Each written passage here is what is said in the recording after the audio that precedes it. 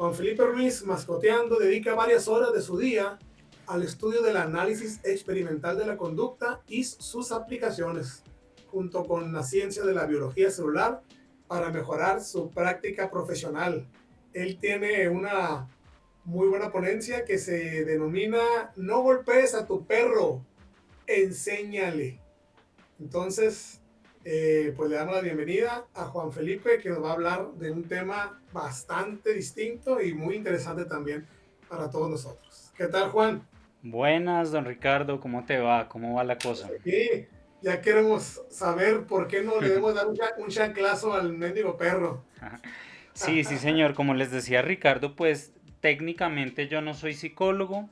Estudio esta cuestión desde hace varios años, pues por un interés puramente, por pura curiosidad, diríamos, de esta cuestión, pero la estudio con bastante intensidad. Uno podría decir que este es mi hobby, pero realmente entre lo que es mi carrera y esto, yo tengo prácticamente todo mi día de domingo a domingo pues copado. Entonces, pues lo que les voy a tratar es de explicar desde una perspectiva biológica, desde una perspectiva histórica, bueno, desde varias aristas, por qué sostenemos este tema de que no se debe golpear al perro básicamente. Bueno, entonces, no sé si Ricardo tenga algo más que Perfecto. adicionar. No, te dejamos ahí con toda la gente y pues mucho ánimo que estás muy bien. Aquí estamos al pendiente. Listo, perfecto. Entonces, don Gustavo, si quieres ya podemos empezar. Esperemos, me avisan cuando... Ahí ya salen las diapositivas.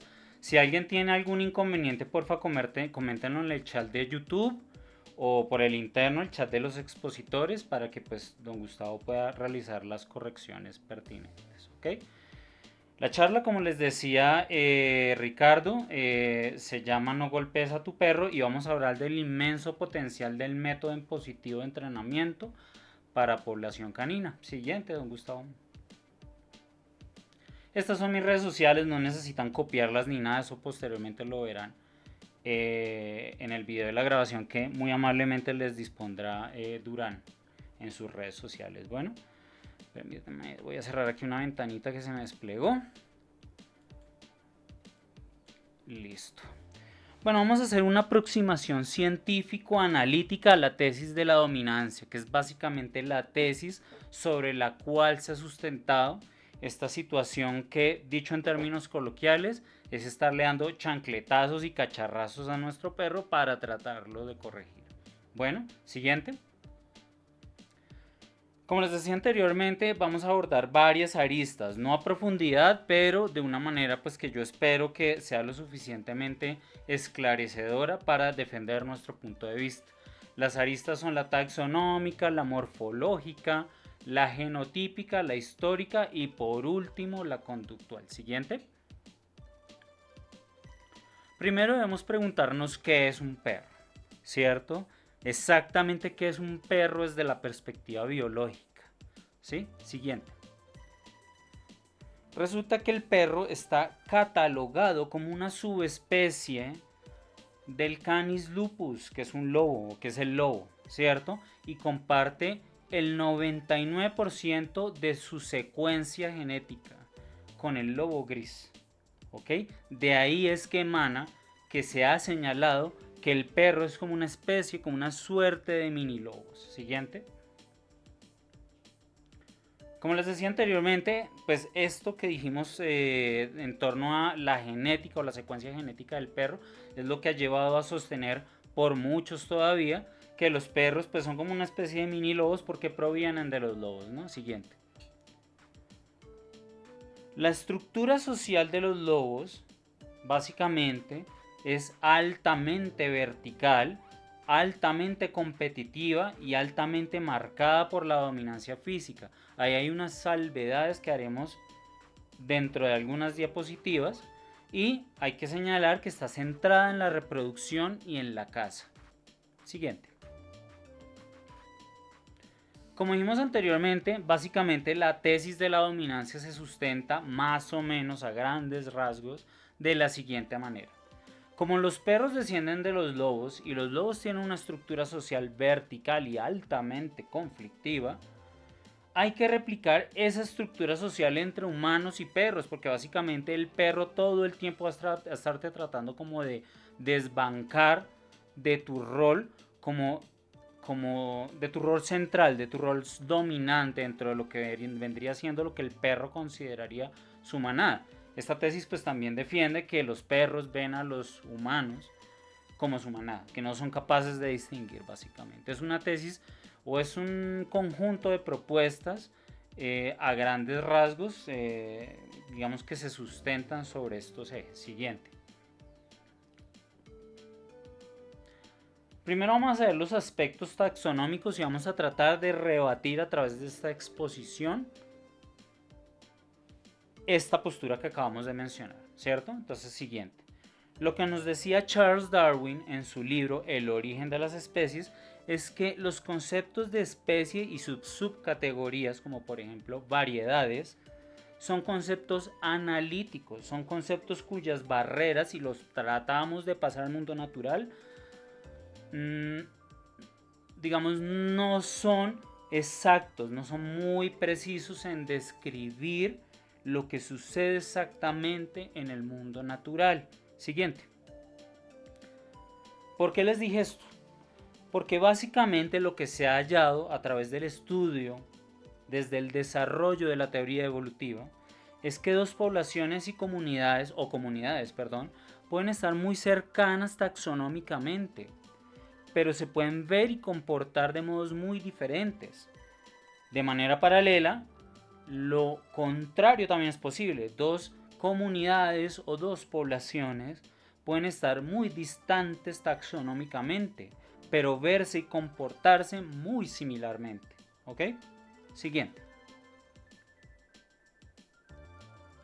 No corre la diapositiva, listo. Ahora vamos a pasar a una comparación morfológica. Siguiente. Estas son más o menos las características de un lobo. Son más o menos variables, aunque no tan variables.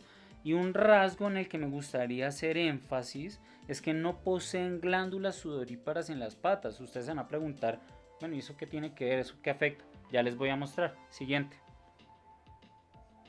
Estas son las características de un perrito.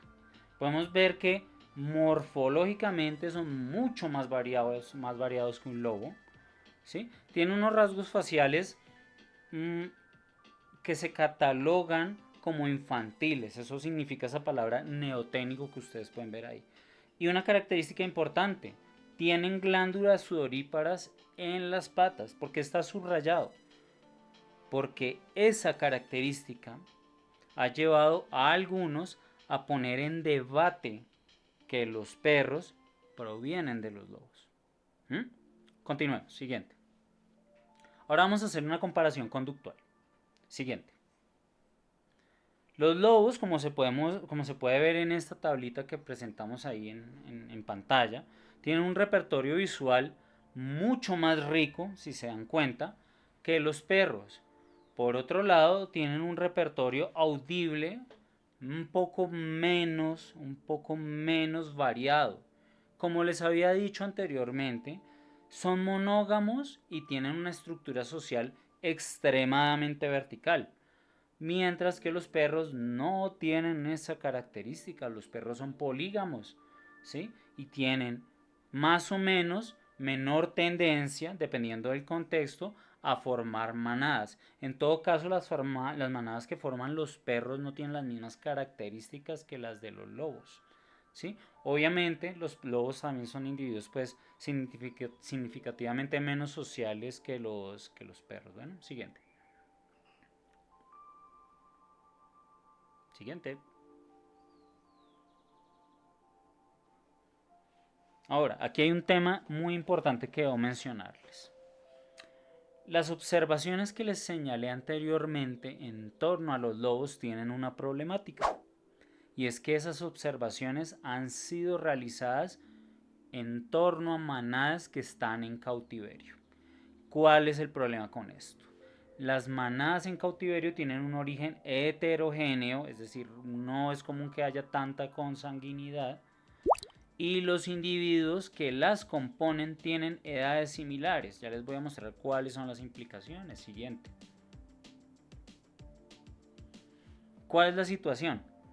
En libertad la mayoría de manadas de lobos están compuestas por parejas reproductoras en el puesto alfa y todas sus crías de menos de 3 años. ¿Esto qué significa? Que las manadas en libertad de lobos por lo general son consanguíneas. Y ahí hay un detalle importante que pueden ver en la parte inferior. Y es que las crías abandonan la manada entre el primero y tercer año, pero solo alcanzan la madurez sexual a los 2 años y se aparean entre los 2 y los 4 años. ¿Eso qué significa?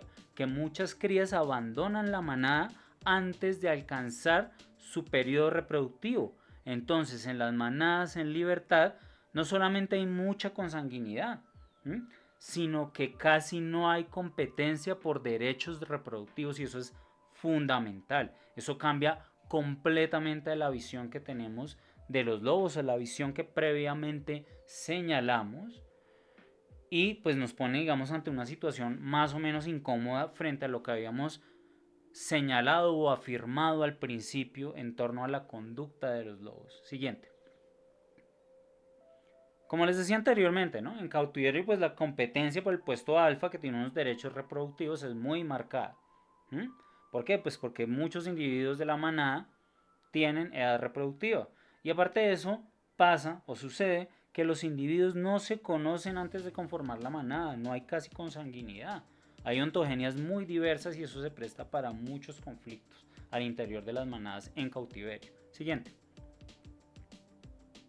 Ahora vamos a pasar a las diferencias genotípicas que siguen como abriéndole huecos o haciendo que la tesis de la dominancia empiece a ser agua. Siguiente. Vamos a proponer lo siguiente. Yo sé que la mayoría de ustedes son psicólogos, entonces voy a tratar de simplificarlo lo más posible en términos de lo genotípico. Resulta que vamos a proponer que muy pequeños cambios en la secuencia genética pueden generar enormes diferencias a nivel fenotípico, es decir, a nivel de aspecto y a nivel de conducta. Es decir, que dos poblaciones de individuos se pueden parecer mucho en términos de secuencia genética, pero pueden variar mucho a nivel de aspecto y conducta, como les dije en la diapositiva que siguió a la de Charles Darwin. ¿Ok? Siguiente. La estructura genotípica básicamente codifica para proteínas, pero es que las proteínas no tienen solamente una función estructural, ¿sí? Las proteínas tienen muchas funciones más, incluyendo la de moléculas de señalización. Los perros, como los humanos, son organismos diploides, tienen 2 copias de cada gen y siempre hay un gen que es más dominante. A eso denominamos dominancia alélica. Las pequeñas diferencias en nucleótidos comparativamente entre 2 genes que codifican para la misma característica pueden tener significativa diferencia en términos de actividad funcional, en términos de proporcionalidad en los efectos que produce. ¿Ok? Siguiente. Ahora vamos a abandonar el tema de la secuencia genética, ya no vamos a hablar de genoma, ahora vamos a hablar de epigenética. ¿Ok? ¿Qué es la epigenética? Modificaciones de propiedades fundamentalmente regulatorias, ¿sí?, que no modifican la secuencia genómica de manera significativa, pero que tienen profundos efectos a nivel de expresión. ¿Ok? Ahí tenemos un pequeño cuadro que lo voy a tratar de simplificar. Básicamente significa que el ADN, él no está suelto dentro de la célula ni dentro del núcleo. Él está enrollado alrededor de unas moléculas que se llaman histonas. Y a través de muy complejos mecanismos de regulación intracelular, esa molécula de ADN puede estar, como podemos ver ahí en la imagen, en estado eucromático o heterocromático. Resulta que los genes solo se expresan si la maquinaria de transcripción tiene acceso a la cadena de ADN, y eso solo es posible cuando el genoma está en estado eucromático. Entonces, estas pequeñas modificaciones que estamos señalando ahí de acetilación y metilación de histonas producen cambios en la conformación de cómo está enrollado el ADN alrededor de las histonas y le da o le quita acceso a las moléculas de transcripción de ADN o de transcripción a ARN al genoma. Entonces esas moléculas con muy pequeños cambios, que son casi imperceptibles cuando hacemos una secuencia genómica, tienen profundos cambios en términos de expresión. Estamos hablando más o menos aquí, si ustedes se van dando cuenta, de como una suerte de efecto mariposa, señalando que pequeños cambios, como les dije anteriormente, a nivel de secuencia genómica pueden estar llevando a profundos cambios en cuanto a los sistemas de control y de expresión de los genes que codifican para proteínas, que tienen no solo una función estructural, sino otras muchas funciones más. Siguiente. Otro de los mecanismos que controlan la expresión del ADN es la pleitropia. Esto, dicho en términos generales, ¿qué significa? Miremos la figura de la izquierda. La figura de la izquierda vemos como una especie de baloncito lleno como de cuerditas sueltas, ¿sí? Vamos a imaginar que cada una de esas cuerdas es un cromosoma. Recuerden que los humanos tienen 23 pares de cromosomas, los perros tienen 38 pares de cromosomas, ¿sí? Esos cromosomas siempre va a estar una parte desenrollada y otra parte desenrollada, como vimos en la diapositiva anterior, teniendo en cuenta que ese proceso de enrollamiento y desenrollamiento es dinámico. Ahora, ¿qué es lo que pasa? Ustedes pueden ver ahí en esa imagen que esas cuerditas, algunas se tocan unas con otras, ¿cierto? ¿Cuáles son las implicaciones de esto? Que regiones no adyacentes del genoma pueden ejercer una significativa función de control sobre los genes que codifican para determinadas características. Es decir, si yo tengo un gen acá y otro gen acá de la misma hebra, del mismo cromosoma, a través de este sistema de desenrollamiento o a través de cómo están dispuestos en el interior del núcleo, una puede estar ejerciendo un efecto sobre la otra. Incluso pueden ser de cromosomas diferentes. ¿Y cuál es la situación? Que esto no se desenrolla en el núcleo celular de una manera al azar. Resulta que el ADN y su asociación con diversas proteínas tiene una carga eléctrica residual a pH celular, ¿sí? Y esa carga eléctrica va a determinar cómo queda distribuido el ADN al interior del núcleo. Es decir, ese ovillo de hebras que vemos al interior del núcleo no es una cuestión que está dispuesta al azar. Eso adquiere una configuración en función de muchos factores. Y como les decía, pequeñas regiones muy distantes de las moléculas de las secuencias codificantes pueden estar ejerciendo un marcado efecto en su expresión. Siguiente, por favor. Hay otros mecanismos que controlan esto, pues aquí solo les di como un pequeño brochazo. Hay mecanismos de control y fosforilación de la ARN polimerasa, hay otros mecanismos de control de complejos remodeladores de cromatina y hay mecanismos de modificación co- y posttranscripcional de la ARN que en otra charla más adelante, pronto el otro semestre, les explicaré con bastante profundidad. Siguiente. Entonces, ¿qué tenemos o qué estamos tratando de decir? Que hay marcados mecanismos de control que no ejercen, como les dije anteriormente, quiero hacer mucho énfasis en esto, cambios significativos a nivel de secuencia genética que son de naturaleza polimolecular, obviamente son de naturaleza polisistémica y que infortunadamente a la fecha hay o cuentan con un grado de determinación experimental muy bajo. ¿Por qué? Porque son extremadamente complejos y bueno, porque hasta hace muy poco no teníamos la tecnología, digamos, para detectar sus niveles de interdependencia y proporcionalidad. ¿Sí? Siguiente, por favor. Uno de los modelos que se ha propuesto o que se propone para señalar cómo podría funcionar esto es como, por ejemplo, una hormona peptídica. ¿Sí? Esa hormona peptídica está codificada por un gen, ¿sí? Se une a un receptor de membrana, ¿cierto? Activa una cascada de señalización que tiene diversos mecanismos de señalización, uno de ellos es el AMP cíclico que podemos ver, y produce la expresión génica de otra secuencia en otra célula, por ejemplo. ¿Sí? Entonces, ¿qué es lo que tenemos acá? Que si una hormona, siguiente diapositiva, por favor, que si una hormona se produce o que si hay un gen que tiene una mayor actividad o hay mayor cantidad de copias de un gen, podemos tener, por ejemplo, un mayor grado de señalización hacia sus células blanco. Y recuerden que pues esas, por ejemplo, esas proteínas que funcionan o esos péptidos que funcionan como hormonas se producen en función de determinado estímulo también, y esos estímulos pueden ser exógenos. Entonces podemos tener, por ejemplo, una mayor producción de determinada cantidad de moléculas señalizadoras o también una mayor producción de receptores de membrana, por ejemplo, en la célula blanco.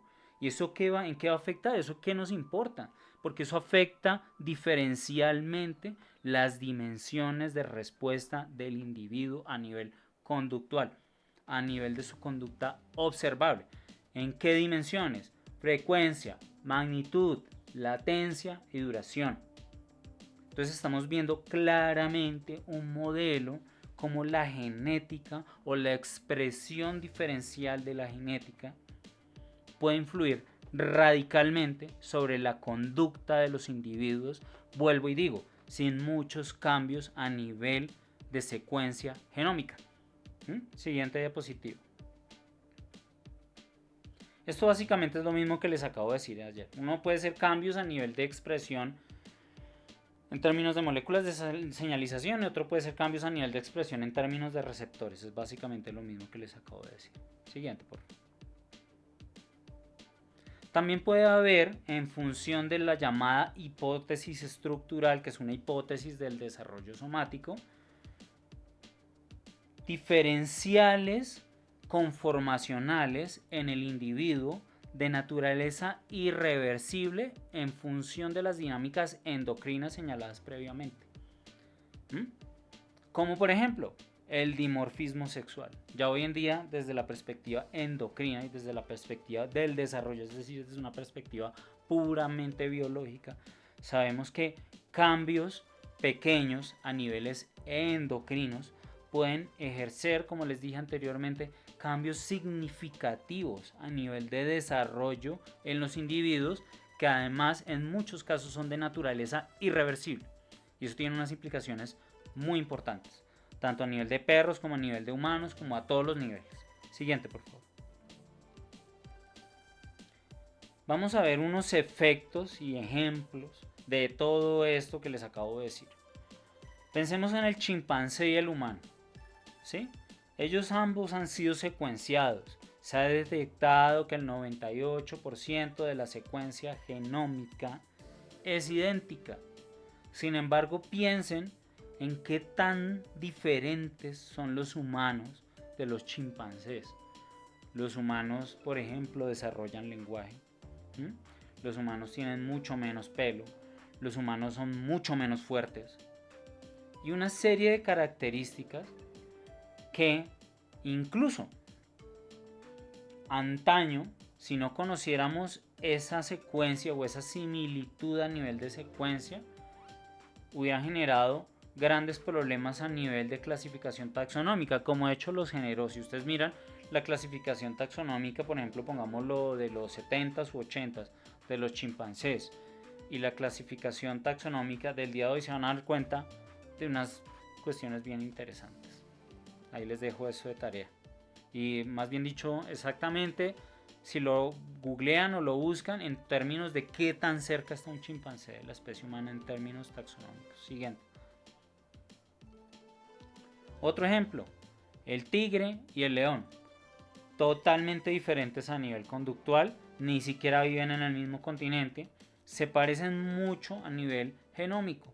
Son tan parecidos que incluso pueden generar descendencia, no descendencia viable en términos, digamos, muy rigurosos, pero pueden generar descendencia. Se comportan, como les decía, muy diferentes, totalmente diferentes. El león es un animal de manada, el tigre no. Una cuestión aquí interesante es que el tigre comparte el 95% de su secuencia genómica con el gato doméstico. Y también, obviamente, ¿no? Muy diferentes. Entonces yo creo que les empiezo como a aclarar el panorama de hacia dónde voy. Siguiente, por favor. Ahora, ustedes me van a decir, Juan, pero ¿usted cómo sabe que la herencia afecta a la conducta? ¿De dónde está sacando eso? Bueno, siguiente diapositiva. Lo sabemos y lo sabemos desde hace muchas décadas, de hecho los criadores lo saben desde hace siglos, que los individuos aislados a muy temprana edad muestran las mismas tendencias conductuales que sus padres. Esto es muy marcado en los animales domésticos. ¿Y por qué es muy marcado en los animales domésticos? Porque la especie humana ha ejercido una serie de presiones selectivas muy fuertes en torno al aspecto de los animales domésticos y en torno a cómo se comportan. Esto lo sabemos desde hace mucho tiempo. Siguiente. Voy a darles un ejemplo de esto. Eso que vemos a la derecha son las 8 fases de la secuencia predatoria descritos por Coppinger y Coppinger. ¿Sí? Posicionarse, fijar con la mirada, acechar, perseguir, atrapar, morder, matar, morder, diseccionar, consumir. ¿Sí? Eso que ustedes ven ahí, si ustedes pueden catalogarlo o ustedes podrían analizarlo como una secuencia operante, ¿cierto? Y esto hoy en día se le cataloga como un patrón de acción modal. Anteriormente se decía que era un patrón de acción fijo, pero hoy ya decimos que es un patrón de acción modal. ¿Y por qué decimos eso? Porque tiene ligeras variaciones a nivel de individuos que no pueden ser explicadas por el aprendizaje. Y eso tiene unas implicaciones fuertes que ya enseguida les voy a mostrar. Siguiente. Resulta que nosotros, seleccionando los individuos de diferentes camadas y viendo las pequeñas diferencias a nivel dimensional en cada uno de esos patrones o esas subsecuencias o esas subseries que componen la secuencia predatoria, nosotros podemos separar a esos individuos del resto, hacer que se reproduzcan e ir potenciando o disminuyendo los aspectos dimensionales de esas subsecuencias. ¿Sí? Vamos a explicarlo con ejemplos como para que no quede tan confuso. Por ejemplo, el retriever. ¿Sí? Ahí ese perro todo bonito que todo el mundo ama. ¿Sí? Ese perro es un perro que zootécnicamente fue desarrollado para caza y cobro. Cobro es que el perrito te trae la presa. Entonces tú pues, te preguntas, bueno, ¿y el perro por qué no se come eso? Es un pato muerto, por ejemplo. Le pegaron un tiro, ¿sí? Anteriormente eso se hacía mucho, pin. ¿Y cómo evitas que el perro se coma eso? Pues resulta que a nivel de selección de las características que les dije anteriormente, se fueron debilitando las secuencias matar, morder, diseccionar y consumir. Entonces, ¿eso qué produce? Un perro que se categoriza como un perro de boca blanda. Es decir, que un perro agarra la presa, la suelta fácil, no la sacude, no la disecciona y no se la come. Bajo unas condiciones determinadas. Siguiente diapositiva. El Jack Russell. ¿Sí? Es un perro que cuya función zootécnica fue caza. ¿Sí? Entonces, ¿qué tenemos en este perrito? Perseguir, atrapar, morder y matar, morder supremamente aumentados. Supremamente aumentados. Diseccionar y consumir muy debilitados. Mi hermano tiene una perra de esto. Y es impresionante ver lo marcadas que son algunas de las características de los individuos. Es impresionante verlas. Siguiente, por favor. El Border Collie, el que está de moda. Pastoreo, ¿sí? Ellos tienen posicionar, fijar con la mirada y subfases de perseguir muy aumentadas. Cuando les digo subfases de perseguir es que cada una de esas 8 fases o subfases de la conducta predatoria pues tiene como otras subfases, como subfases, ¿sí? Y eso también se puede seleccionar. Separar los individuos de la camada e irlas potenciando. Y por eso es que ustedes ven ese patrón característico de conducta que ellos emiten, que es como de rodear. ¿Sí los han visto? Que rodean. Eso es basado puramente en procesos de selección. Atrapar, morder y posteriores están muy debilitadas. Pues ¿por qué? Porque si no, no servirían como perros de pastoreo, porque matarían a los rebaños. Siguiente. Los pointers, ¿sí? Yo creo que ustedes han visto esto. Estos perritos. Son estos perritos que se quedan ahí como apuntando, como señalando, ¿cierto? Estos perros tienen muy marcadas las características de posicionarse, fijar con la mirada y acechar. Y otras, posteriores a esa, debilitadas. Uno puede encontrar videos muy interesantes, muy chéveres de este tipo de individuos en YouTube y también en Facebook. Hay un canal que se llama Enclave de Can que muestra cuestiones muy interesantes en torno a eso, porque él se centra mucho en considerar los aspectos genealógicos de la conducta canina. Siguiente. Bueno, todo esto que les acabo de decir está basado en las características de la vida en torno a la estimulabilidad e irritabilidad, que son algunas de las características que les dan algunos al fenómeno vital. Hay una cuestión muy interesante aquí, es que esto que les acabo de decir no solamente aplica para animales domésticos, ¿no? Esto afecta radicalmente las dinámicas poblacionales. Les voy a mostrar, no voy a profundizar ahorita en esto, sino les voy a mostrar un artículo que expuso Alan Barja, que también es un ponente del día de hoy, que habla muy acertadamente sobre este tema. Siguiente. Ahí está el artículo, ahí está el QR para que lo quiera googlear, escanear después. Y en el canal que ven ahí está el video, creo que se llama Alan Barja revela asombrosa teoría evolutiva. Es una cosa muy esclarecedora. Es uno de los mejores artículos que he visto en términos de el carácter hereditario de la conducta bajo determinadas condiciones, obviamente. Siguiente. Bueno, en torno a esto que les acabo de decir, hay experimentación, digamos, categóricamente hablando, digamos, a nivel de control de variables, etcétera. No tanta como quisiera yo, por lo menos. Ahora, ¿cuál es la situación? Es que anteriormente no había la tecnología para ejercer ensayos AB para este tipo de hipótesis, digámoslo. Y pues digamos eso nos limitaba mucho. Ahora que se desarrolló una tecnología de edición genética de eucariontes que se llama CRISPR-Cas, que es básicamente utilizan un virus para editar el genoma de los individuos, yo pienso que en las próximas décadas se va a ver mucha experimentación en torno a esto. En torno a lo que es el aspecto endocrino ha habido mucho avance. Esa gente está súper adelantadísima en diversas especies, ¿sí? En términos genómicos no tanto, pero ahora que está esto, pues va a haber muchos más avances. Lo único que sí pues, pensaría yo que cabría decir es que estos fenómenos son tan complejos por el carácter polisistémico que les mencioné anteriormente. Cada célula, digamos, puesto así, cada célula del individuo, de un individuo o una especie particular, es un universo. Una persona prácticamente puede dedicar toda su vida a estudiar una sola molécula de la célula. Y cada célula tiene miles de moléculas. Y es influenciada por moléculas que emiten otras células. Entonces yo pienso que esto va a tomar un par de siglos dilucidar con relativa claridad todos estos fenómenos a nivel experimental. Como les decía, a nivel de crianza y eso, pues son cosas que se conocen desde hace mucho tiempo. Incluso en el libro El origen de las especies, que se los mencioné al principio de esta ponencia, Charles tiene, creo que 1 o 2 capítulos dedicados casi enteramente a este tema. Bueno, siguiente.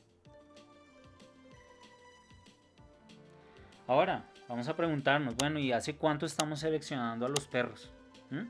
¿Hace cuánto estamos ejerciendo estas presiones sobre sus rasgos fenotípicos y conductuales? Siguiente. Hemos encontrado, o han encontrado más bien dicho, que las valoraciones vía ADN mitocondrial proponen un inicio de la separación entre perros y lobos de entre 20.000 y 40.000 años atrás. Piensen en esa cifra. piensen en esa cifra, piensen en las implicaciones de ejercer presiones sobre una población durante 40.000 años. Piensen en esa cifra. Siguiente. Ejemplos de lo que anteriormente señalamos o ejemplos de ya convivencia categóricamente hablando entre humanos y perros. Podemos encontrar por ejemplo los hallazgos de la cueva de Von Oberkassel, que ya tienen pues características por ejemplo anatómicas típicas de un perro moderno, que tiene, digamos que por datación de radiocarbono, tiene alrededor de 12.000 años, es decir, que es del Paleolítico tardío, es decir, que no se había ni siquiera acabado todavía la era de hielo cuando ya se estaba empezando a hacer enterramiento ritual de cánidos. Siguiente. Aquí tenemos otro par de ejemplos, el fósil de, perdón, el hallazgo de Pat Kalashnikova, de 7.000 años de antigüedad, el hallazgo de Todatka, de 2.600 años de antigüedad. Siguiente. Y al nivel rupestre, como si uno dice, no, pues es que yo no creo mucho en eso de la arqueología. Bueno, entonces a nivel rupestre ya se han encontrado evidencias de que existía una relación de mutualismo, de cooperación entre perros y humanos desde hace 8.000 años, como podemos ver ahí. Siguiente.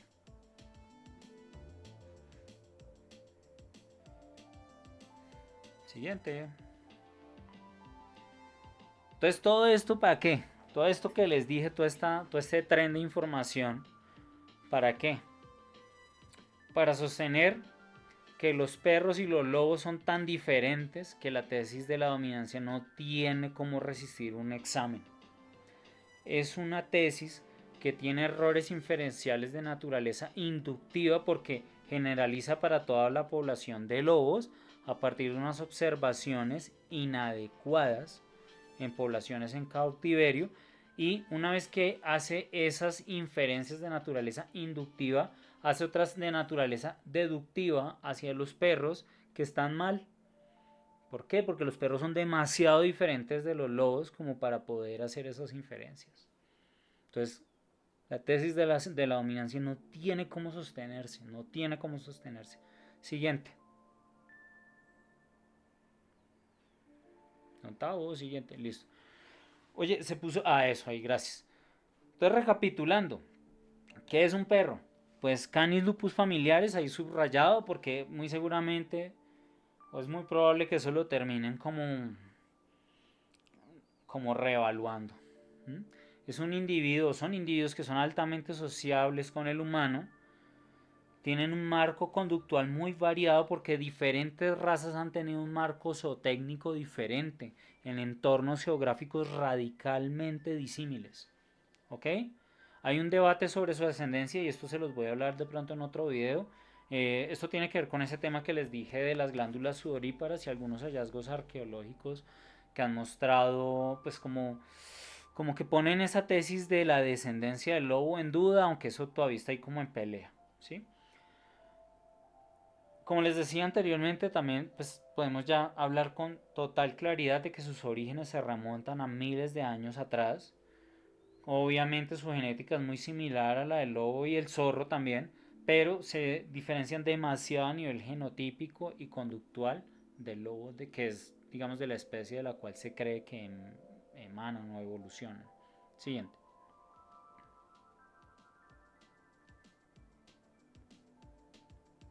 Bueno, entonces ustedes ahora me van a decir, bueno, pero ¿esto qué tiene que ver con pegarle al perro, hermano?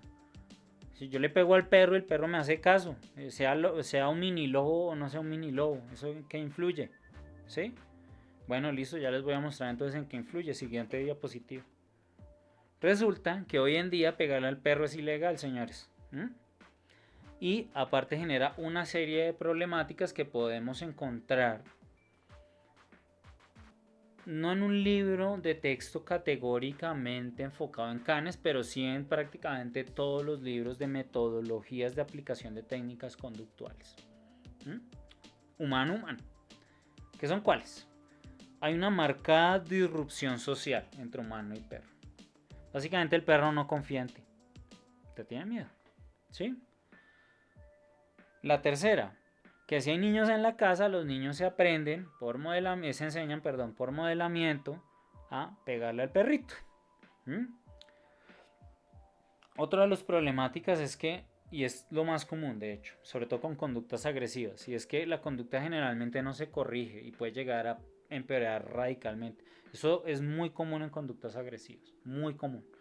Por lo general, cuando los especialistas en conducta canina van a una casa a hacer una valoración de un perro con problemas de agresividad, el perro ya está muy mal, ¿sí?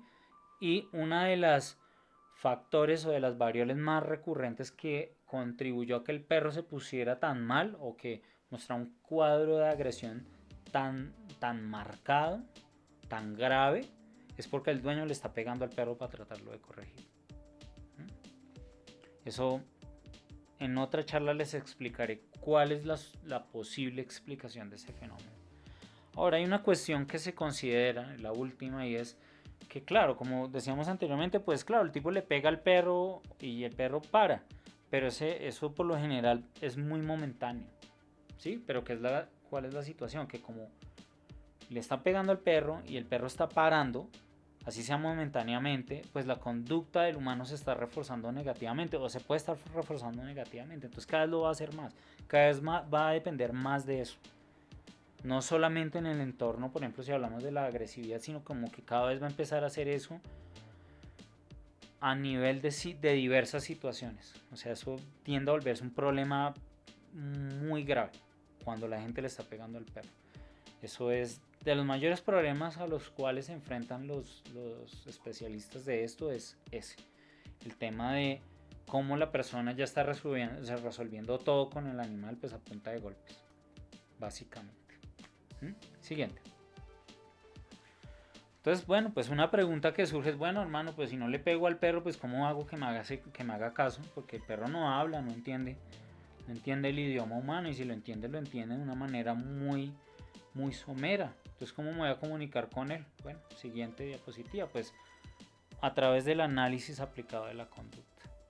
El análisis aplicado de la conducta no aplica solamente para humanos, valga la redundancia. Se supone que prácticamente todos los organismos que hemos estudiado en laboratorio siguen las mismas leyes y principios, con algunas variaciones dependiendo de su marco filogenético, pero lo siguen. Eso significa que el formato ABA de intervención sirve para perros. Siguiente. ¿Qué es el análisis aplicado a la conducta para los que no saben? Yo sé que la mayoría de los que están oyendo esto saben, pero los que no saben les vamos a dar una breve definición. Es un área metodológica dedicada a describir las relaciones funcionales de determinadas topologías conductuales y, digamos, esa área también se dedica a su modificación. No solamente es descriptiva, sino pues también realiza modificación. A través de las diferentes técnicas ABA se realiza reforzamiento de conductas deseadas, extinción de conductas indeseadas, castigo de conductas indeseadas. Cuando digo castigo no estoy volviendo a pegarle al perro, digamos hay manera de castigar conductas sin tocar al perro, es más, sin mirar al perro. Hay maneras de hacer eso. Hay tiempos fuera, bueno, hay un montón de cuestiones que se pueden hacer ahí que castigan la conducta. ¿Y cómo sabemos que castigan la conducta? Porque la disminuyen o la debilitan dimensionalmente, digamos que disminuyen su posibilidad de aparición, y muchas de esas metodologías no implican tocar al perro en absoluto, incluso muchas no implican ni mirarlo. Obviamente, por último, vamos a estar hablando de manipulación de preferencias vía programa. ¿Sí? ¿De qué estamos hablando acá? De reforzamiento diferencial, de reforzamiento intermitente. ¿Sí? Listo, sigamos. Siguiente. Algunas posibilidades de lo que podemos hacer. Vamos a poder eliminar, trabajar sobre las eliminaciones de nuestros individuos dentro de la casa. Vamos a poder trabajar en torno a sus vocalizaciones. Vamos a poder trabajar en torno a su conducta destructiva. Bueno, todo eso que vemos ahí, vamos a poderles enseñar nuevas cosas como entrenamiento de trucos, entrenamiento de tareas. O sea, las posibilidades de esto, siempre que se utilice una metodología adecuada y que haya un control de contingencias razonable, son muy grandes. Esto da para mucho, el formato ABA da para mucho. Siguiente. Hay que tener en cuenta algunos aspectos, compañeros. Hay que considerar siempre que se empieza un proceso de intervención que la conducta del perro es normal dentro de determinado marco filogenético. Es decir, cuando no hay enfermedades. ¿Cuál es el problema? Las expectativas y las acciones de la especie humana. Eso les va a resonar mucho a aquellos que tienen una postura crítica en torno a la psicopatología. El perro, un amigo que se dedica a esto, un amigo dice, el perro está perfecto, hermano, el problema es el humano. Lo que el perro está haciendo es normal, el problema es el humano. Obviamente, como les decía anteriormente, cuando no hay enfermedades subyacentes. ¿Ok? Siguiente. Un ejemplo de esto. Fido, que es un beagle, ladra todo el día. Todo el santo día se va al dueño y ladra hasta que vuelve. ¿Cuál es el problema? Que el dueño está tratando de forzar unas expectativas citadinas sobre un perro que es de casa. La estamos embarrando. ¿Sí? La estamos embarrando. Un perro de esos requiere un marco de actividades, de estimulación, un marco de intervención muy específico para controlar ese tipo de conductas. No se van a eliminar. No se van a eliminar. Pero se pueden controlar bajo un marco muy específico. Y ya, digamos, bajo un esquema controlado, pues vamos a poder mejorar mucho la convivencia, por ejemplo, al interior de un conjunto de edificios, que es donde más se presentan estos problemas de, es que el perro ladra todo el día, por ejemplo. Siguiente. Otro ejemplito. Este perrito Firulais vivió en la calle. Pues es normal que el perro muestre conductas agresivas a otros perros, porque la calle es un entorno muy hostil, le quitaban la comida, lo correteaban, es normal que se comporte así, es normal esa conducta. Cualquiera la haría, inclusive los humanos. Esto, digamos, en consonancia con lo que dijimos anteriormente. Siguiente. Hay algunos aspectos a considerar antes de empezar una intervención conductual y que cualquier profesional que se dedique a esto las haría. No todos las hacen, pero, o bueno, las debería hacer, más bien dicho. No todos las hacen, pero las deberían hacer. Y hay que considerar las disfunciones somáticas que puede estar teniendo el individuo, como displasia de cadera, problemas de piel y problemas neurológicos. ¿Sí? Ya vamos a ver unos ejemplos. Siguiente.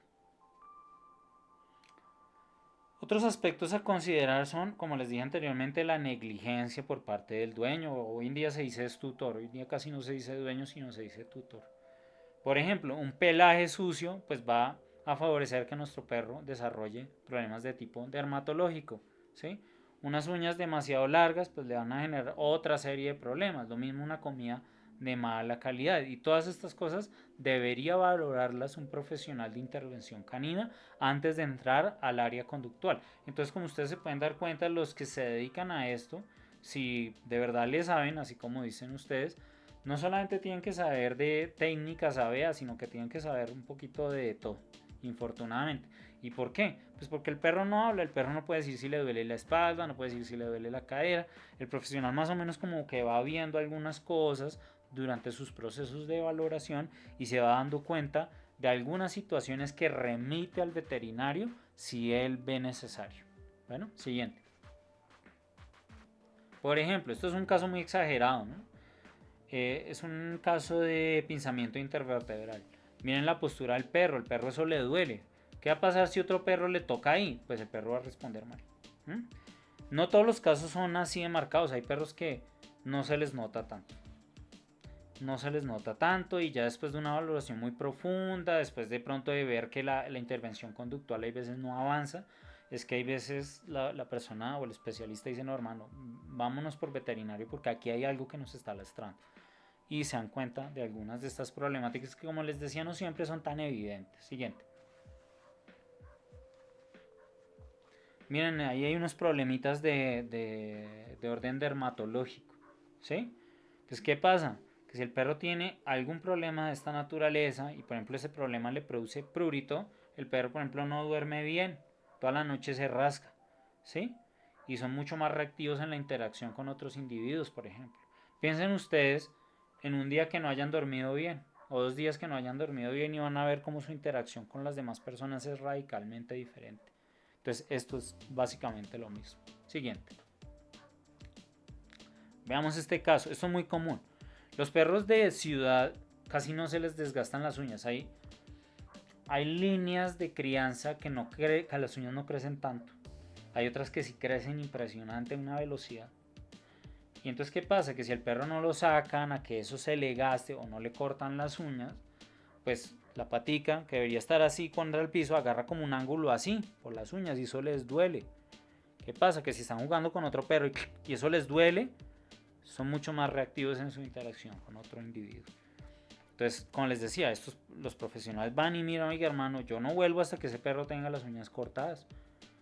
Miran cómo se mueve el perro, no, el perro tiene algo, hermano, será que tiene algo de cadera, vamos a mandarlo al veterinario. Prácticamente todas estas intervenciones a nivel de población canina siempre terminan con alguna, si es buena, ¿no? Con alguna, con algún, digamos, grado de interdisciplinariedad entre el veterinario y el especialista en conducta. Casi siempre terminan así porque, pues, como les decía, el especialista en conducta muchas veces tiene sospechas y prefiere descartar antes de continuar para que como que no se vea que como que lo que él está haciendo no sirve. Él prefiere descartar cuestiones somáticas o cuestiones asociadas a, como les decía, la mala tenencia, como es este caso, o intervenirlas o tratar de amortiguarlas antes de proseguir, digamos, para que la intervención de orden conductual pues, pueda tener un efecto más significativo. ¿Sí? Siguiente.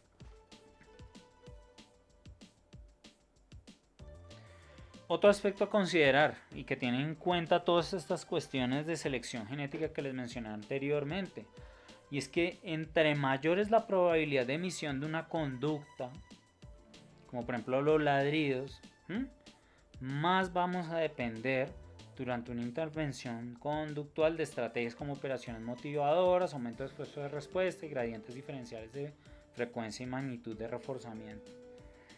Las intervenciones en perros son intervenciones que implican la modificación de la vida o de cómo está haciendo el dueño las cosas, ¿sí? Es decir, no es como muestran en el encantador de perros que el man va y hace como una magia y ya se fue y listo y todo el mundo contento. No, ¿sí? Eso no es así. Por lo general se requiere de unos cambios significativos en el estilo de vida que está llevando el dueño, sacar más al perro, sacarlo al monte, hacer un conjunto de actividades con el perro que implican, por ejemplo, no salir a pasear al perro a la esquina y ya ir otra vez para adentro, sino por ejemplo salir a pasearlo, entrenarlo y no llevar el berraco celular a todos lados donde uno va, ¿sí? Solta ese bendito celular que es, pucha, un berraco problema en esto, porque tú ves a la gente en la calle y el perro va haciendo una vaina y el dueño ni lo está mirando por estar pendiente del bendito celular. Eso no es sacar al perro, eso no es tener un espacio interactivo con tu perro unas horas al día. Eso es prácticamente un peluche de pilas que camina. O más bien dicho, tus expectativas están más orientadas a que el perro sea un peluche de pilas que camina. Y eso no es real. Eso no es real. Por lo general las intervenciones requieren un cambio significativo en el estilo de vida que está llevando el dueño. Siguiente.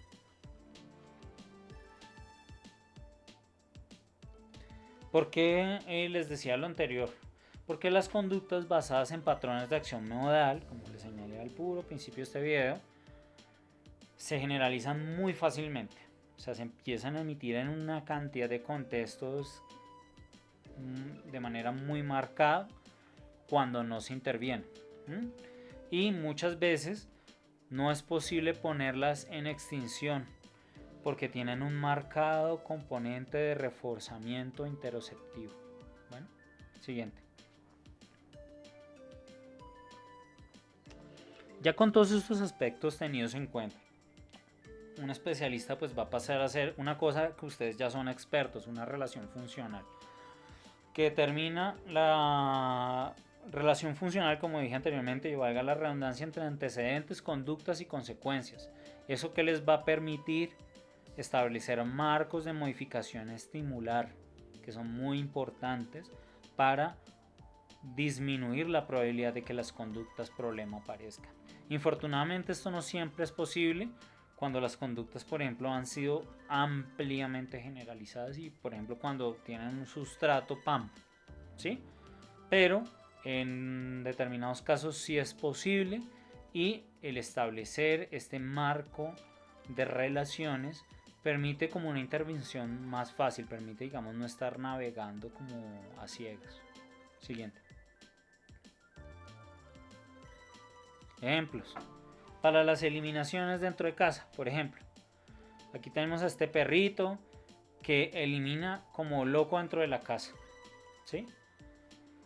Puede que tú detectes las relaciones funcionales en cuanto a estímulos, pero ¿cómo quitas el reforzador si tú no estás todo el día en la casa? Entonces, por ejemplo, en este caso, muchas veces recomiendan la castración, que no es una intervención conductual, digamos, estrictamente hablando, pero actúa como una operación de abolición, ¿sí? Cuando operas por lo general a los perritos y no dejas que esa cosa coja mucho impulso, y si tienen este problema, es común que solo con la castración ya se resuelvan solos. Ya ven machos, digamos, a través de la ventana del apartamento y no tienen, digamos, este impulso, ojo que lo estoy poniendo en comillas para que no me funen después, como este impulso de estar orinando. Esto en términos más conductuales sería que ante el estímulo de ver otros machos en la calle no aumente la probabilidad de emisión de la conducta que pues es eliminar dentro de la casa.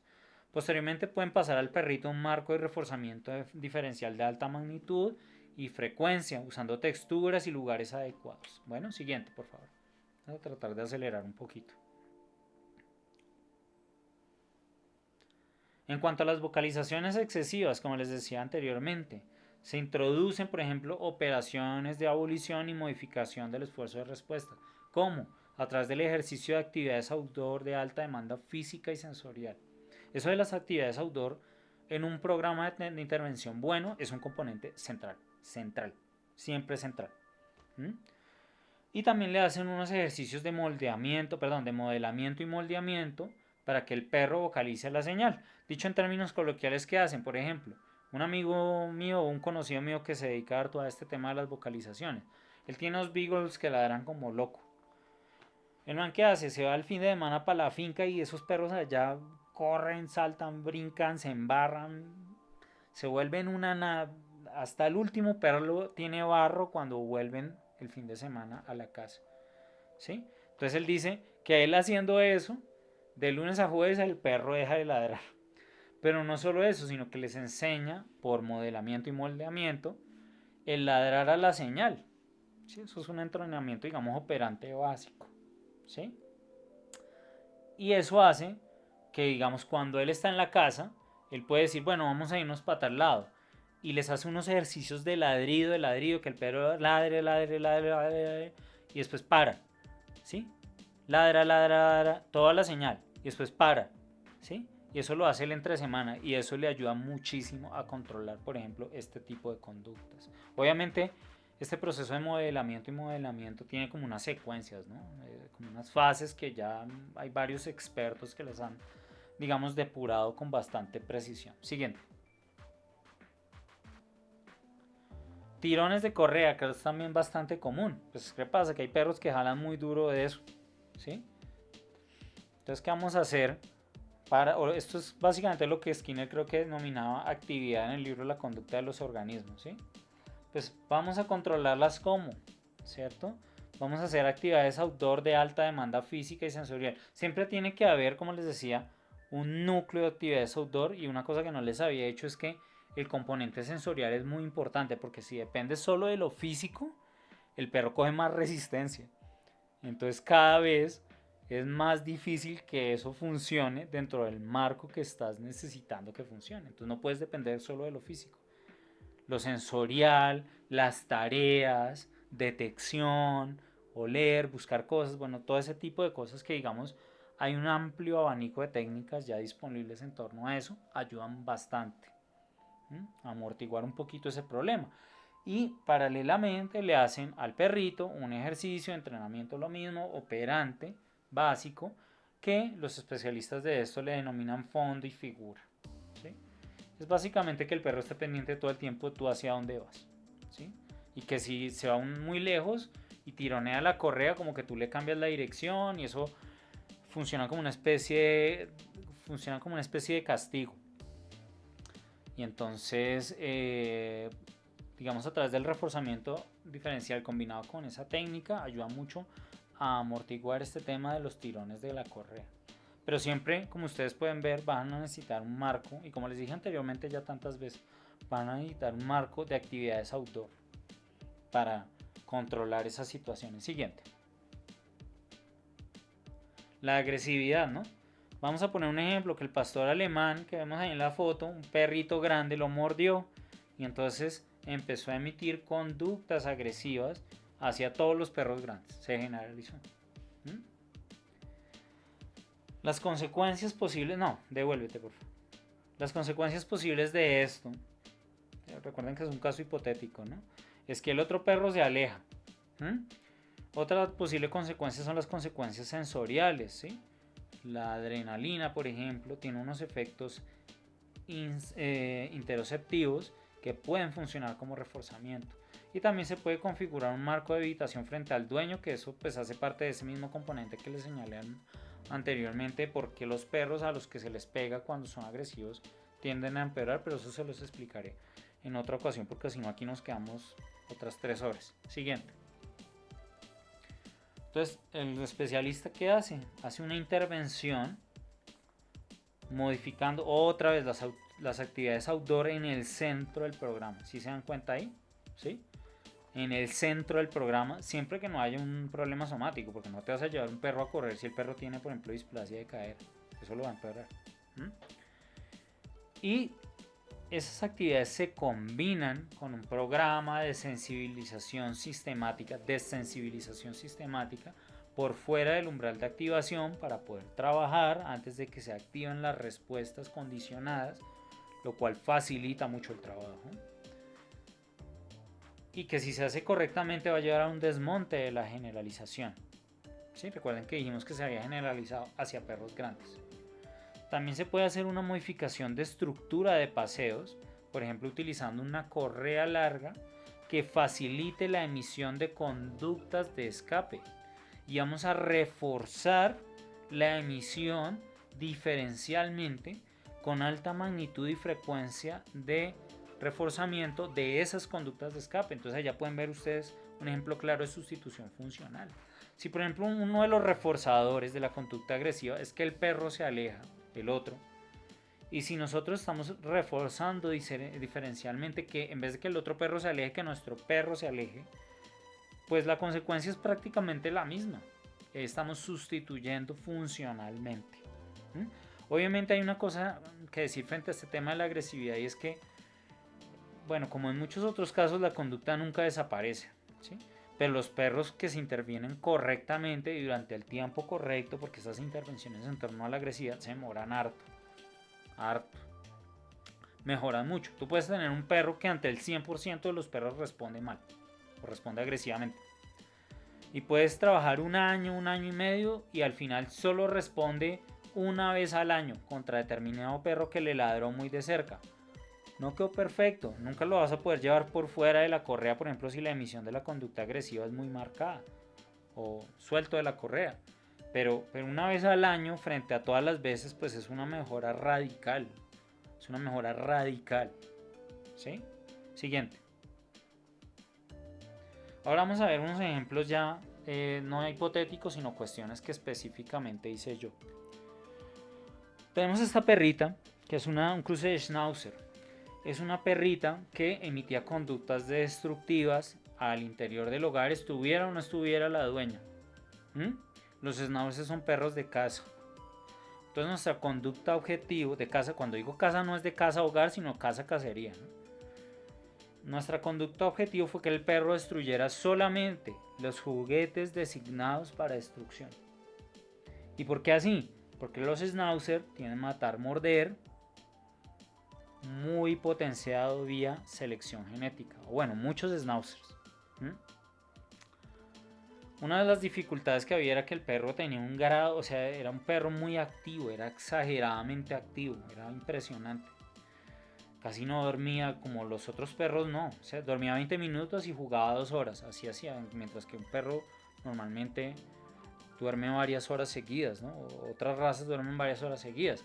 Otra de las problemáticas que había era que había mucha diferencia de edad con la dueña o en desarrollo. Obviamente siempre va a haber diferencias de edad perro-humano, pero en desarrollo. La perra era un cachorro y la dueña pues era una persona ya de edad. Y otra de las problemáticas para integrar el componente de actividades outdoor que teníamos o que estábamos desarrollando es que el perro no venía al llamado. Entonces se desarrolló primero un programa de entrenamiento al llamado, después se introdujeron las actividades outdoor de alta demanda física y sensorial, después se introdujeron actividades indoor de alta demanda sensorial, ¿cierto? Y dentro de la casa como fuera de la casa teníamos juegos de atrapar, morder y matar, morder con la dueña, con un juguete personalizado que le facilitaba a la dueña la interacción con la perra sin tener que agacharse, ¿sí? Había un reforzamiento diferencial de alta magnitud y frecuencia, no solamente en ese componente que les acabo de mencionar con el juguete personalizado, sino que había como un set de juguetes que ella podía acabar, destrozar, y ese set de juguetes se iba renovando. Se iba renovando. Y en torno a eso introdujimos el reforzamiento diferencial siguiente. Aquí ya podemos ver a la perrita. Ahí en la primera foto estaba haciendo su entrenamiento de venida al llamado con correa larga, como podemos apreciarlo. De esto hay unos videos que están disponibles en, creo que están en Mascoteando Oficial de Instagram. Bueno, y aquí en la segunda imagen podemos ver el juguetico, no se alcanza a ver mucho, pero el juguetico personalizado básicamente era un tubo al que le puse una cuerda, le puse 2 nudos, entonces el tubo permitía a la dueña tener alto alcance, no le tocaba agacharse para jugar con la perra. Como era una perra chiquita no iba a jalar muy duro. En el extremo de la cuerda estaba el juguetico y ese juguetico también iba rotando. Ella podía acabar con ese juguete si ella quería. Y eso le permitía a la dueña varias horas al día de interacción con la perrita en torno a ese juguete. Y bueno, obviamente en torno a todos los demás. Cuando ya no podía jugar con ella, pues tenía todo el set de juguetes, digamos, autorizados para destrucción, a los cuales ella tenía acceso en todo momento. Listo, me están diciendo que en 10. Sí, no, ya estamos terminando, Ricardo. Dale, siguiente. Bueno, esto es ya la perrita en sus fases finales, ya estaba muy adelantada, aquí la podemos ver ya haciéndole mucho caso a la dueña, ya obedecía órdenes y todo. Siguiente. Este es un caso de un desorden de piel y por eso les decía lo de las intervenciones en torno a los problemas dermatológicos o a los problemas somáticos antes de intervenir a nivel conductual. Es un perro que se rasca mucho, pensamos que es por los antígenos del pollo y algunos de la humedad, asociados a la humedad, no al agua, sino a los antígenos que arrastra el agua. El dermatólogo sugirió esa escala de valoración durante toda la intervención que vemos a la izquierda. Yo sugerí una modificación que es basada en el manual de Cooper de registro momentáneo, que básicamente era cada segmento cronológico era de 31 minutos. Llegaba el momento de los 30 minutos y durante el último minuto se observaba al perro. ¿Sí? Eso tiene unas fortalezas y unas desventajas. Fortalezas, que es mucho más objetivo que esa escala. ¿Sí? Otra fortaleza, que no requiere observación constante. Las debilidades es que puedes sub o sobreestimar la frecuencia real de la conducta si la conducta no está distribuida uniformemente a través del día. ¿Sí? Todos los sistemas de registro van a tener fortalezas y ventajas. Ustedes tienen que escoger el que más se adapte al caso particular que ustedes están abordando. Siguiente. Aquí ya podemos ver la conducta del perrito en torno al rascado. Como les digo, esto es un problema de tipo somático. En las dos primeras se ve la línea base que no se registró mucho porque ya sabíamos que en algunos momentos subía, y la dermatóloga quería ver si era mediado el problema por ectoparásitos o por antígenos que se depositaban sobre la superficie de la piel del perrito. Como podemos ver ahí, en la parte que está verde y en la parte que está morada, se ve mucha inestabilidad cuando introdujimos esas soluciones dermatológicas o esas soluciones médicas. Entonces pudimos deducir que pues no, que realmente como que no había nada de eso por ahí mediando. Siguiente. Esta es una pequeña parte porque hasta ahora lleva 2 días este perrito en observación. Y aquí ya se introdujo una tercera fase o una última fase, que es el bloqueador. Este es un medicamento que no conozco bien la secuencia bioquímica, cómo es. Esto obviamente lo formuló el dermatólogo, yo no soy un dermatólogo. Todo esto es de la mano del dermatólogo. Y este medicamento actúa como un bloqueador de las señales aferentes hacia el sistema nervioso, obviamente valga la redundancia, en torno a la estimulación de los antígenos. Dicho en términos coloquiales, esto impide que el perro se entere que hay una respuesta de naturaleza inmunológica sobre la superficie de su piel. Parece ser que sí está funcionando. Y esto que le va a permitir hacer al dermatólogo empezar a hacer ensayos AB en torno a diferentes fuentes antigénicas o digamos diferentes fuentes de estimulación. Bueno, una cosa que no les dije, bueno, ¿y usted para qué hizo todo eso, hermano?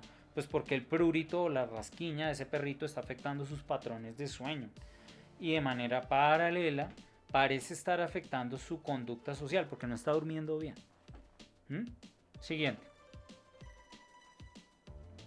Esta es otra que hicimos, que es para fortalecer la conducta de eliminaciones de una perrita de manera inferior o haber dicho de otra manera, que una perrita eliminara antes de que pasara 10 minutos desde el inicio de la salida.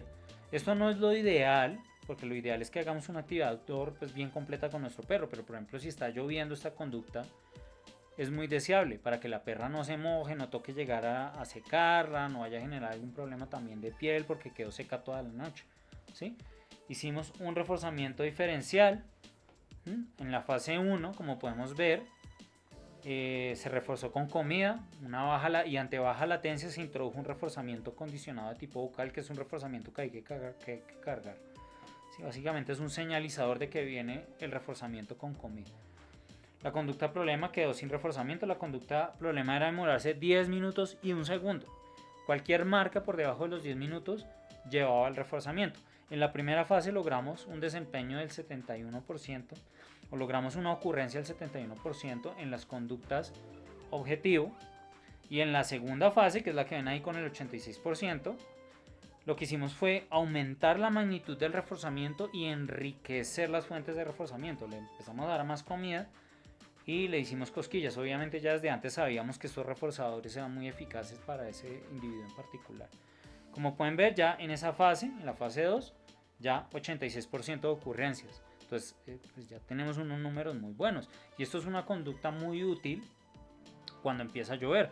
Los individuos no olvidan. Tú puedes activar o desactivar la conducta dependiendo si estás en temporada de invierno o en temporada de verano. Y apenas activas el programa de reforzamiento, el individuo automáticamente empieza a responder. O por lo menos los individuos míos automáticamente empiezan a responder. Entonces eso no se olvida así como tan fácilmente, a menos que haya una disfunción neurológica por parte del individuo. Bueno, siguiente. Esta es una... a ver, veamos. Sí, ahí alcanzamos. Esta es una perrita que provenía de una granja de cachorros y mostraba conductas de escape ante los humanos. Entonces buscamos una conducta objetivo. Qué pena que voy un poquito rápido, pero es que me están diciendo que trate como de acelerar. Buscábamos una conducta objetivo de alta frecuencia de aproximación hacia los humanos. Una de las ventajas era que estaba todo el tiempo con la dueña y no emitía conductas agresivas, solo conductas de escape. Entonces formulamos un protocolo de contracondicionamiento de alta variabilidad estimular, es decir, dicho en términos generales, buscábamos gente en la calle y poníamos a la persona para que nos hiciera el favor de posicionarse en un punto donde la perra no emitía la conducta de escape. Y desde ahí le empezaba a la persona a tirar comida.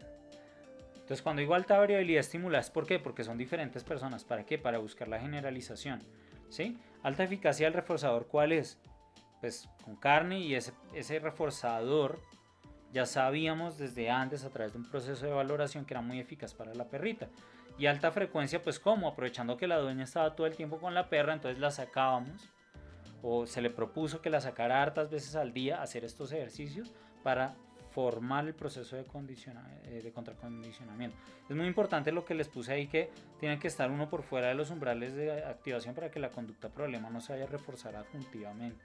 Entonces por eso es que les decía antes de que la conducta se active. Infortunadamente esta perra pasó una parte del proceso, tenía muy buenas posibilidades, pero como era una perra que provenía rescatada de una granja de cachorros, a la que iba a ser la dueña se la pidieron de para atrás. Porque las personas que son rescatistas de animales tienden a volverse pronto quisquillosos con algunas cosas, pues les han pasado como situaciones como malas, entonces tienden a volverse como que cualquier cosita ya piden el perrito de para atrás, y bueno, pues son cosas que uno entiende también por qué pasa, pero esa perrita tenía muy buenas posibilidades, iba muy bien. Siguiente. Esto es ya, por ejemplo, con el caso de las uñas, creo que ya es la última diapositiva, ¿sí? Este es el caso de las uñitas, ¿sí? ¿Se acuerdan que les dije que si uno no cortaba las uñas del perro, pues se generaba ahí como un ángulo que les generaba malestar? Pues bueno, resulta que si un perro, por ejemplo, ya tiene cierta edad, pues las uñas van a crecer solas, harto, ¿sí? Porque no camina ya casi, no corre, no hace nada de eso. Pero ¿qué pasa? Los perros no se dejan tocar las patas. Entonces, a través, si ven cómo está esa uña de larga ahí, y bueno, todas las uñas estaban largas, pero la que está dentro del círculo rojo es la que más se nota. Entonces se formuló un proceso de sensibilización sistemática al sonido del corta uñas. Era un corta uñas de estos que son eléctricos. Parecen un lápiz y uno mete la uñita ahí del perrito, pero eso hace un ruido, eso los asusta. Entonces primero se hizo una desensibilización sistemática y después, por aproximación sucesiva y por cambio de criterio, se realizó un reforzamiento diferencial hasta que ya se pudo pues cortar las uñas al perrito sin que éste se quitara, sin que éste saliera corriendo y sin estarle pegando ni agarrando lo duro ni nada de eso. Veamos siguiente diapositiva. Ahí ya podemos ver mucho más cortas las uñas. Siguiente diapositiva. Ahí se nota harto el cambio, harto el cambio. Todo a través de procesos de moldeamiento. ¿Listo? Siguiente. Bueno, dificultades. Las dificultades que encontramos o con las que nos podemos encontrar durante este tipo de procesos básicamente son las siguientes. Primero podemos tener dificultades en torno a la ontogenia del animal. ¿Esto qué significa? Que la conducta de problema puede estar o puede haber estado enmarcada dentro de programas de reforzamiento intermitente y muchas veces esas conductas son resistentes a la modificación, ¿sí? Otro de los problemas es las creencias y los hábitos de los dueños o tutores, como le queramos decir. Es muy común que un obstáculo real o que el mayor obstáculo en todo proceso de intervención sea el dueño, por sus creencias y sus hábitos y sus cuestiones que digamos que lo llevan a que no haga la intervención al pie de la letra como se está formulando, y pues eso genera problemáticas porque la intervención se demora demasiado. Otro de los problemas pueden ser las genotipias, que son las tendencias conductuales que ya les había mencionado anteriormente en torno a la raza, ¿sí? Otro de los posibles problemas es la popularización de las razas. Las razas, cuando se popularizan, es muy común que, digamos, que una línea de crianza, ¿se acuerdan que allá atrás les dije granja de cachorros? Es muy común que una línea de crianza esté plagada por enfermedades somáticas y mala crianza en fases críticas. Los perros tienen como unas fases críticas y hay que tener en consideración algunas fases críticas del desarrollo, me refiero, y hay que tener en cuenta algunas cuestiones durante esas fases críticas para evitar problemas futuros. Ahora, no quiere decir esto que todos los sitios de crianza son malos. Ojo con esas generalizaciones. ¿Por qué? Porque si bien muchos son malos, hay otros que son extraordinariamente buenos. Hay perros de líneas de crianza que viven mejor que uno. viven mejor que uno. Entonces no es bueno generalizar. Cada caso es específico y cada caso hay que verlo con lupa.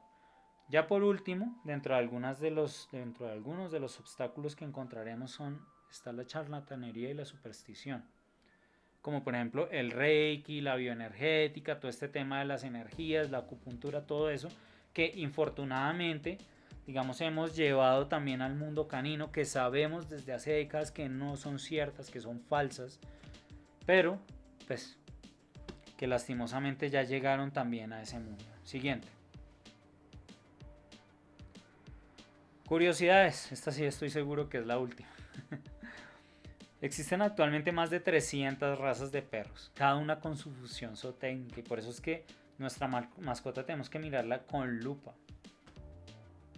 No todas las no existe como una intervención genérica que sirva para todos los perros. Cada raza tiene su función zootécnica, digamos sus tendencias conductuales particulares, y tenemos que intervenir a nuestra mascota en función de eso, ¿sí? La compañía del humano indudablemente ha generado un alto éxito demográfico de prácticamente todas las razas. Hoy en día casi todas las especies del mundo por la acción humana están en declive, pero la de los perros o las razas caninas pues están en auge por estar, digamos, en esa cercanía con la especie humana. Eso también ha llevado a que el mercado de accesorios tenga un inmenso auge. Hoy en día eso se encuentra en cantidad de marcas, unas buenas, otras malas, que venden pues prácticamente artículos para todo tipo de necesidad, ¿sí? Como les dije anteriormente, la compañía con el humano ha generado, infortunadamente, acumulación de desórdenes hereditarios, porque pues ya hoy en día no se seleccionan los perros con el mismo escrúpulo que se hacía antaño, y hay bastante problema hoy en día de enfermedades de tipo hereditario en torno a la población canina. Por eso les decía que había que valorar eso siempre antes, ¿no? Y ya por último, así como dato chistoso o curioso, es que cuando uno lo muerden, que es bien común, muy común, a uno se le configura un condicionamiento clásico y uno le coge miedo a los perros unos meses. Y uno tiene que montarse a uno mismo un programa para desmontarse esa generalización que sucede cuando lo muerden a uno, porque los perros, así sean perro de 3 kilos, muerden duro. No existe un perro que muerda pasito, muerden duro. Entonces eso es un dato ahí como bien curioso. Siguiente. Esto es parte de la bibliografía que utilicé para esta exposición. Espero que les haya gustado. Si tienen alguna duda, si quieren ampliar en algún tema, me escriben ahí por los grupos. Es una bibliografía bastante nutrida. No la puse toda. Si necesitan que les amplíe de pronto un poco de información, pues es simplemente que me escriban y ya. Siguiente. Ahí está otra parte de la bibliografía. Algunos son algo de esa bibliografía está orientada desde la etología, otra desde el análisis de la conducta, otra desde la arqueología, pero pues toda es muy enriquecedora. Siguiente. Fin de la exposición. Muchas gracias, espero no haberme extendido excesivamente. Les agradezco mucho haberme abierto este espacio. Espero que sea posible en un futuro exponer de otros temas. Pues yo estudio bastante, yo pienso que yo estudio bastante y espero pues que en otras, digamos, jornadas que hagan podamos como abordar otras cuestiones, señores. Muchísimas gracias. Muchas gracias, Juan. Muy amable. Me están preguntando que si a dónde pueden llevar a sus perros. Vamos a pasar tus datos ahí de Bueno, mascoteando. si quieren, bueno, hay una cuestión a considerar aquí, Ricardo, y es, yo más o menos desde el año pasado, porque me surgió ya como harto trabajo desde la perspectiva de mi carrera, yo soy microbiólogo, entonces yo desde finales del 2024 me tocó parar con las intervenciones y dedicarme completamente a mi carrera. Actualmente estoy considerando si lo retomo o no, porque es que en los lugares donde trabajo hay veces me cambian mucho la dinámica, me toca ir más, me ponen a viajar, entonces me dificultan eso un poco y me está dando como un poquito de cosa en este momento recibir casos. fundamentalmente porque me da como cuestión recibirlo y que después le quede mal a la persona. Sin embargo, si me quieren escribir, yo los puedo recomendar con unos profesionales a nivel de lo que yo conozco, que es Colombia, que son muy buenos, iguales o mejores que yo. Entonces van a ir, digamos, en coche. ¿Sí? Ok, perfecto, pues agradecemos a Juan y muchachos, no se vayan porque lo que sigue después de un pequeño receso es un análisis de caso en vivo donde le pusieron de nombre de manera atractiva 5 profesionistas, 5 posturas, 5 psicólogos y un consultante, ¿no? Entonces van a haber 5 diferentes maneras, una neuropsicología, una psicología educativa, una clínica, de tratar y abordar un tema en vivo al mismo tiempo. A ver.